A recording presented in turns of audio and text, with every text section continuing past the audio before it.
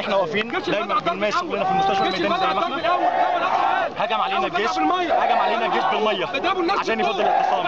الشباب ردوا عليه بالطوب، الحاجه الوحيده اللي بايدينا ما عندناش غيرها.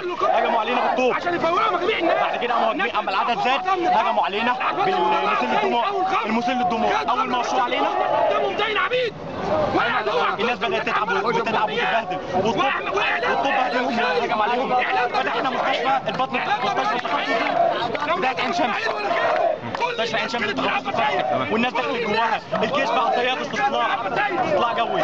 وشوف الناس اللي هناك هجموا علينا في المستشفى، هجموا علينا في المستشفى. عدد الاصابات والله لا يحصى، والله لا يحصى. الوفيات والله لا يحصى. والله كنت اسعاف مات في اثنين. والله الاسعاف اللي كنتوا مات في اثنين. الاثنين اللي والله العظيم الدكاتره. الوضع الحالي عامل ايه هنا؟ الوضع الحالي اتنسفت. المتظاهرين اللي كانوا موجودين دلوقتي موجودين فين؟ الله الوحيد اللي على محله. تراجعوا شارع رمسيس دلوقتي ولا موجودين فين بالظبط؟ مين؟ مش اكتر من 10,000 واحد متحاصر من بعد رمسيس لغمره. ورصاص حي. والله حي، والله العظيم حي، اقسم لك بالله حي. والله راكب معدين. طب اغلب الاصابات اللي داخل المستشفى اغلب الاصابات يعني اصاباتهم فاكشه بيس كسر بتاع الجمجمه. ده بالنسبه للطوب اللي بتحدف. دماغنا ايه وفي كل حته فيها اصابات. والمدرعات بتهجم. المدرعات بتهجم.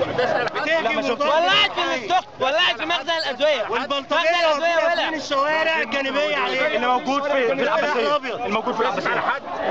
لا المدرعات ما تسيتش على حد، كانت بتجري ورانا بضرب النار.